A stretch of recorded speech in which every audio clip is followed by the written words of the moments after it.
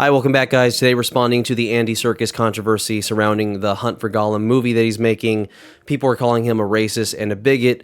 Let's watch a few TikToks of these people saying those things. We're not going to watch the entire thing. Some of these TikToks are a little long. You can go watch the entire things for yourself, but we're just going to see the important parts here and respond to them. See if he really is a racist or a bigot, or if he had some justification for the race swaps and maintaining these swaps from the Peter Jackson films, which this movie is connected to. So let's watch and react to these. It feels very much like a very white, Andy Serkis, the guy who played Gollum in the Peter Jackson Lord of the Rings trilogy, is now directing his own Lord of the Rings movie called The Hunt for Gollum. And in an interview with the BBC, he echoed some pretty racist dog whistles. Let's watch it and talk about it. Tolkien himself was influenced a lot by Norse mythology. Yes, Tolkien was influenced by Norse mythology, but that's only in certain parts, like the naming of the dwarves, or making Gandalf a stand-in for Odin, or Midgard, meaning Middle-earth, or the straight road where the elves get from Middle-earth to the Undying Lands being a kind of Bifrost. He is in no way saying that the Shire should feel white, so why does Andy Serkis say this? The Shire feels very much like a very white, Let me get my book. I'm reading about one of the groups of hobbits known as the Harfoots. The Harfoots were browner of skin, smaller, and shorter. They're not very concerned about what goes on beyond the borders of the Shire, but they know they don't want people coming in. That part's not true either. Here's page 47. Elves who seldom walked in the Shire could now be seen passing westward through the woods in the evening. A couple more lines down. The ancient east-west road ran through the Shire to its end at the Grey Havens, and dwarves had always used it on their way to their mines in the Blue Mountains. I don't think we're doing we will be doing a politically correct, somehow just casting for the sake of casting and ticking boxes version of the film. So it's very clear that not only does Andy Serkis not know the source material, the comments that he made are also incredibly detrimental because he's using these racist dog whistles. I hope he apologizes and realizes that the damage that he's done to this fandom, a bunch of people in the fandom now feel more isolated than ever before. He needs to apologize and do better. Look, at the end of the day, the racist white people that don't want people of color in their Lord of the Rings movies are just going to be racists. It doesn't matter if I correct them on the lore. They just want Lord of the Rings to stay white. I know this because I've seen it in my own comments section. And that's kind of debatable about the Hobbit thing, about them being open to dwarves and elves. There are certain sections of the Hobbits that are okay with that. The Harfoots, I don't believe as much, and they were just, overall, the Hobbits weren't. It's debatable if they were just like wanting everybody to come in. I believe for the most part they didn't want a lot of people in, and they kept to themselves, and they also didn't travel that much. That's debatable. They're not exactly the most outgoing in trying to get dwarves and elves to live with them so much as just allow them to pass by. That's not really a point worth making on his part. But again, let's just look at the next TikTok. If Andy Serkis or anyone else thinks that Tolkien's work props up segregation, xenophobia, or racism, they can go for themselves. John Tolkien's the man. Serkis, keep my man's name out your mouth. I wanted to talk a little bit this morning about my favorite book, The Lord of the Rings, and its author, John Ronald Reuel Tolkien. Since the publication of The Hobbit in 1937, racists and weirdos have been trying to use Tolkien's work to advance their own personal politics. These ruddy little ignoramuses pop up every few decades. That was the case yesterday when Andy Serkis, director of the MAGA Animal Farm and one of the stars of the radical right-wing AI movie Young Washington, decided to pop off during an interview about his forthcoming film, The Hunt for Gollum. Let's take a look. Shire feels very much like a very white, they're not very concerned about what goes on beyond the borders of the Shire, but they know they don't want people coming in. So first, let's address the substance of the claim. I know that when a lot of people think about The Lord of the Rings, they think about the Peter Jackson film. However, we're talking about the books here, right, Andy? And in the book, hobbits aren't white. They're certainly not modeled on 20th century American suburbia, Andy. Let's crack open a book and see what we can learn. In the text, there are three types of hobbits: Harfoots, Stewars, and Fallowhide. Harfoots, like Sam and Frodo and, for what it's worth, Smeagol, are described as browner of skin, smaller, and short. They're beardless and bootless. Let's just stop real quick, and I just want to point out that this guy and the last guy both apparently have a hearing problem, because I don't hear Andy Serkis ever say the hobbits are white in the book. He says the Shire feels very white.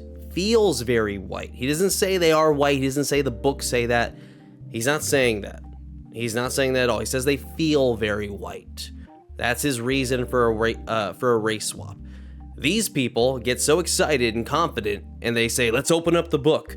Because lo and behold, oh my goodness, because I can't wait to shock you people. Look at this. It says they're brown. Almost as if to say that's an appropriate response to what Andy said. I don't see it to be an appropriate response. Moving on. Lets me know in your fantasy world, your fantasy is for not to be black people there. I don't think we're doing a sort of, we will be doing a politically correct, somehow just casting for the sake of casting and ticking boxes version of the film. So it's where relevant, basically. What the fuck does that mean? Yeah. It's fucking rude. It's not rude, it's racist. Yeah. Which, by the way, these motherfuckers are fairies and demons. Whenever there is a black actor in something, the assumption is always that it's a ticking of a box situation. Yeah, right. It is a turnoff for me as someone who, by the way, supported and watched the whole Lord of the Rings franchise. I don't know if it would have bothered me if it was all white and he didn't say this. Oh, man. Okay. One thing I find really funny about those videos, specifically the first two, is when they say, let's open the original book, and they get so confident, and they get so confident, you can see it, where they're like, well, oh, he said feels very white, let's open the original book and let's see. And they open it and they say, oh, look, they're brown. Okay, so what? Because for most of these people, from those 3 TikToks, I guarantee, and most people like them, and there's so many more making their little videos criticizing Andy and calling him racist and everything, I guarantee most of those people would have been fine with changes like this one, this one, this one, this one, this one, this one, that one, and this one. Let's not forget that one and that one. So yeah, they're okay with a lot of those changes. And here's the thing, 99% of the time when those changes are made from original white to black, 99% of the time, the directors don't give a reason. They don't give a logical reason that involves fixing a plot hole in the original book, or it feels better to them, or, well, it felt very black or African, or it had these ties in there, so it didn't feel right to maintain a white character like in the book, so it felt more like a black woman or man should be in here. 99% of the time, they don't say anything like that. Usually it's just, I just wanted to cast a black person because I wanted to cast a black person, so what? That's usually their answer 99% of the time. And these people don't care. Remember that. They don't give a shit about that. They don't care at all. But once you break the sacred oath of Hollywood, where you change an original brown character in a book to white, you've committed an atrocious sin. You're racist, you're a bigot, you're a horrible human being. There's no excuse. Even when you bring receipts, even when you bring a reason behind it, not just one, not just two, I'm going to give you 3 reasons why I would make the Hobbits white in a live action film, why I think they should be white in the films. And although Andy Serkis did not say all 3 of these reasons that I'm about to tell you, he said one of them, but he didn't say the other 2. But I'm gonna make a case for why I think it's fine to assume that he did think about these other 2 things in his head, but they're just not said in the interview because it's kind of obvious. And it doesn't really need to be said out loud, but apparently it does, because a bunch of crazy people will call you a racist just for making a race swap like Hollywood does all the frickin' time. But again, when it's white to black, it's okay. When it's black to white, it's a sin. It's horrible. You can't do that. It's hypocrisy. It's just plain hypocrisy. Remember what I said, 99% of the time, those other directors, they don't give a reason. And if you challenge them at all, they'll say, what, are you racist? What, are you a bigot? Why, do you have a problem with this? But at least Andy Serkis is saying, well, it feels white to me. Well, there's Norse mythology ties. Well, and also they have a culture of trying to keep to themselves, which again, I'm kind of confused by that part. I think he's making some reference to like white cultures or countries that do like to keep their culture intact. And even through immigration, even through allowing other people to come in or not allowing people to come in, they have a sense of we're trying to maintain a culture here. Even if we do let other people in that look differently, we don't want to change the culture we have going. And if he's saying that that looks to him like a lot of white cultures, because I feel like there's a lot of non-white cultures who have that about themselves as well. So I'm not sure what he means by that. That's not going to be one of my 3 reasons, but that's what I could see him saying there. But I don't think he's saying that white people just naturally have a natural born magical or biological or a combination of the two instinct to just do that. That would be racist to a certain degree. But here's the thing, nobody's calling him racist because of that. They're calling him racist simply from not keeping them brown, which is what they are in the book. Just real quick before we go any further, just want to put up the definition of racism. If you're wondering why it's a pretty shitty looking image, it's a screenshot of the old Merriam-Webster dictionary because I like that definition. I don't like the change that was made. If you're not happy or content with that, you can go look up the new definition for yourself. That's a different topic for a different day. But this is the definition of racism as it was largely agreed upon not too long ago. A belief that race is the primary determinant of human traits and capacities, and that racial differences produce an inherent superiority of a particular race. We will keep this image up or pop it up from time to time just to ask you, the viewer, the question, do you really think Andy fits under this description? Do you really think that he's rubbing his hands together and he's saying to himself, yeah, I know the hobbits are originally brown in the book, but man, I can't wait to cast white actors here because I just love hurting brown and black people and putting them out of a job, and I'm doing this because I feel like my race is superior. Do you feel he's thinking anything like that? Do you feel he really fits the description of a racist bigot here, and those are his motives for this? I don't think so, and I don't see the evidence for that. But if you do, let me know where you see it in the comments, because I don't see it at all. Here are my 3 reasons why I would keep them white. And again, I'm going to say, I think there's a case to make that he has 2 of these in his head. Let's start with the first one, the one he already said. There are ties to Norse mythology. And I know that one TikToker mentioned a few of them. Let's mention a few others. Trolls and wargs. The stone-turning trolls and the ferocious wolf creatures called wargs take their names and baseline traits from Scandinavian folklore and the Old Norse word vargur. I hope I'm saying that right. The Balrog, the fiery underground monster in Moria, mirrors the fire giant Surtur from Norse apocalyptic lore. Don't expect me to say all these correctly. And its confrontation on the bridge echoes the destruction of the Rainbow Bridge Bifrost. Northern Courage. Tolkien adapted the philosophical concept of a doomed, defiant stand against overwhelming evil directly from the heroic code of Germanic and Norse sagas.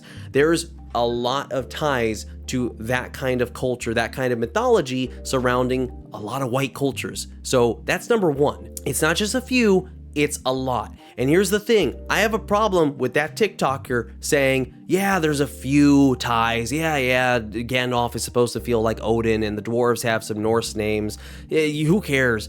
He's trying to water down and trying to say there's not that many. Reminder, all these other race swaps, 99% of the time, the directors don't give you a freaking reason. They don't. They just say, you're racist if you disagree with this. Who cares?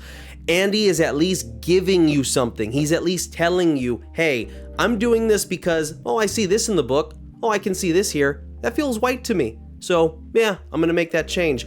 That's not racist to me. That's not bigoted to me. At least he's giving you a reason. So the Norse thing is just not something to look over so easily. Okay, so that's the thing he said in the interview when he was asked about it. Now let's look at the other 2 things that he didn't say, but I'm thinking to myself, and I'm pretty sure he might be thinking as well. Number 2, the land in the Shire, the way it's designed, the way it's described, and the way that Tolkien himself drew it in pictures looks like England. It looks like English countryside. Here's an image that Tolkien drew of the Shire. Doesn't look like Africa, doesn't look like the Middle East, doesn't look like Mexico. It looks like England. I look at that image, I think white people. I don't think brown, I don't think black. I think white people. That's how he described it. Not just the land, the culture, how these people acted. Cultural and social parallels, this is just from a quick Google search. The Shire is a direct reflection of the English countryside, complete with local pubs like the Green Dragon, parish-like organization, gardening, tea drinking, and a deep-seated love for comfort and quiet routines. Class and demeanor, hobbits behaved like 19th to early 20th century English squires, farmers, and gentry. Characters like Bilbo and Frodo reflect polite, well-read English gentlemen, while Samwise Gamgee mirrors the loyal salt-of-the-earth English working-class servant or soldier. They act like English people. They have mannerisms in the books, not just the movies. In the books, they act like English people. They talk and act like them. They live in a land that looks like fucking England. That's number 2. Number 3, this is a small one. It's not super huge, but it's still a valid reason. This movie is going, you notice the Lord of the Ring, you see the words up there, the Lord of the Rings, you see the style of lettering, you see the color, you see the font, you see how it is. You notice it looks a little similar to Peter Jackson's Lord of the Ring font and coloring. You know why? You know why that is? Because it's still connected to the previous films. This movie is going to be in the same universe. This is not a separate universe, someone else doing their own Lord of the Rings movie disconnected from those. This is a direct prequel film. So literally, whatever hobbits were shown in this movie are supposed to be the generations before Bilbo, Frodo, Sam. These are supposed to be hobbits way before them. So if we're going to be shown a bunch of black and brown hobbits, it's going to be a little off-putting to see them and go, this film is supposed to be connected to the future ones, you know, the Peter Jackson ones. That doesn't make any sense. How did these hobbits produce those hobbits? That doesn't make sense, especially with point number 2, where it looks like English country, where they're living underground in their little homes, which granted, they don't live underground as long as dwarves do, but still they do to a significant amount. And typically when you live in a country like England with weather like England, long winters like England, and you also live underground for a significant portion of your life, you're typically going to have generations of people that are producing very light skin, not very dark skin. So those are my 3 reasons. Those are 3 of them. And here's the thing. I think there's a very strong case to make that those last 2, the English style of the country and the way they acted, and also the fact that these films are connected to the Peter Jackson films, I guarantee these are things that were in Andy Serkis's head, but he's not going to say them in the interview because they seem obvious.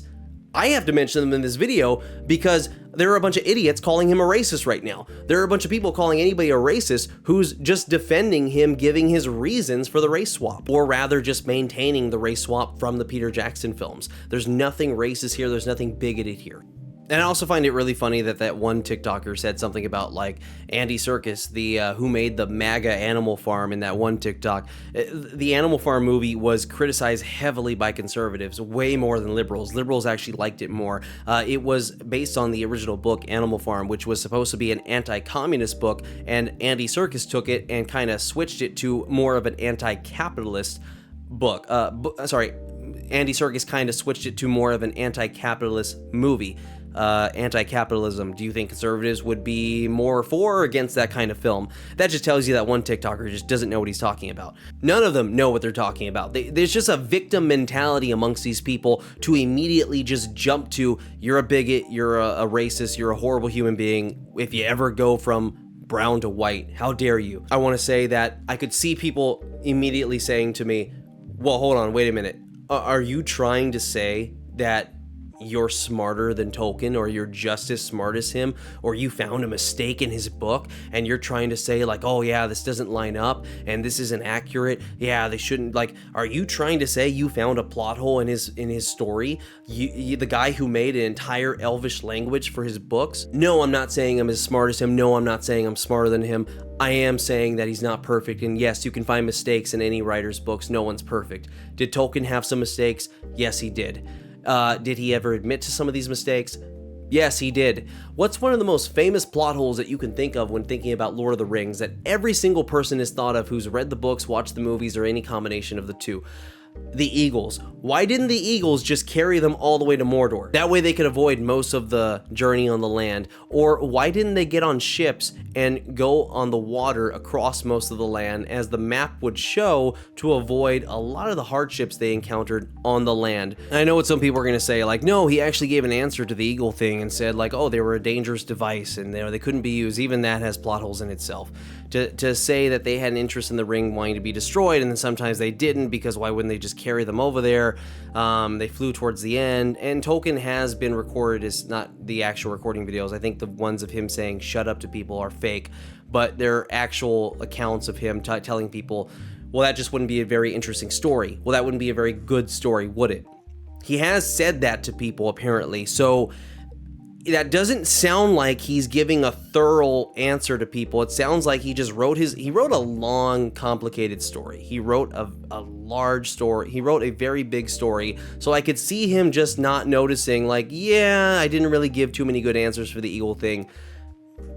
okay, who cares? I'll just say something quickly like, they're dangerous and so you can't use them that often. That's not a good enough answer for me, especially if they're super intelligent enough to want the ring destroyed and to help towards the end. That just doesn't make a lot of sense to me. As much as people try to give him credit for that and say it's not a plot hole, it is somewhat a plot hole. He admits that by saying, he admits that himself. Otherwise, he would not answer some people by saying it wouldn't make an interesting story. All that to say, the man is capable of some plot holes, some subplot holes in his books, which would indicate that this could just be seen as another one.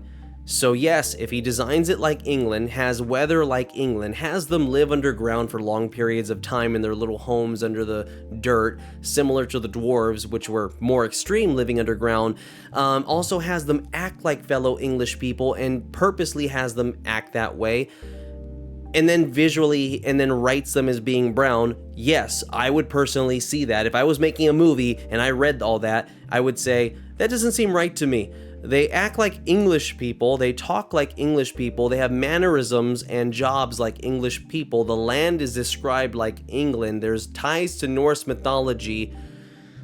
I'm gonna make them white in my movie. I would be perfectly fine making that decision for myself, and I would see any director as doing that as sensible and simply looking at the setting in his books and telling themselves it feels like it should be white people. Let's give a fictional take on this very quickly. Let's say, for example, this is fictional. Let me remind you, this is not a real story, obviously, but let's just say the original writer of the Black Panther comic book. Let's just say the first issue, the original author of Black Panther, when they created Wakanda, the hidden city in Africa.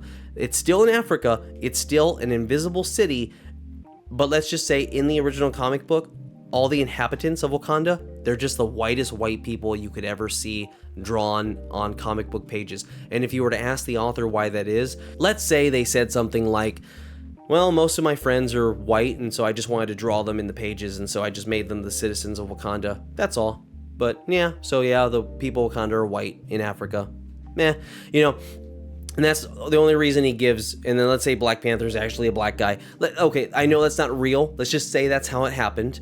Okay, fast forward years in the future. There's a director who picks up the comic, wants to make the live action film, and if they said, I'm gonna make the people of Wakanda black because it's in Africa, so I don't see how these white people got here, so I'm gonna make them black. It feels like it makes more sense to me.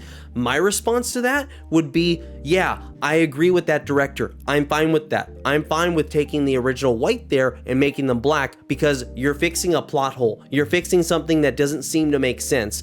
That's fine. There's nothing racist. There's nothing bigoted there. Unlike the Rings of Power TV show that had black dwarves. As one YouTuber famously pointed out, how the hell do you get black dwarves? If you have a race of people living underground for thousands of years, typically you don't produce dark skin, you produce light skin. How do you get black dwarves that black living underground? That was clearly just a political casting. That clearly was not done for the sake of, yeah, this makes sense. So, Andy Serkis, don't see him doing anything racist here. I hope he doesn't apologize like some of these lunatics are asking him to apologize. He doesn't need to, he shouldn't. Never apologize to these lunatics. Give them an inch, they'll take a mile. Don't ever apologize to these people. Don't ever give in. They have a victim mentality. They're so crazy. They just want there to be a racist and a bigot out there. There always has to be one for them. They always have to play this person that's trying to defend the minority or try to stand up for the little guy. They're not. They're not doing any of that. There's no problem here. There's reasons given for the change when, again, 99% of the time, when it's the other way around and no reason is given, these people don't care. They're hypocrites. They're wrong. This was a very easy one to debunk. Let me know what you guys think in the comments. And if you agree or disagree, share your thoughts. I'm interested to see what you guys have for me. But these people had nothing for me.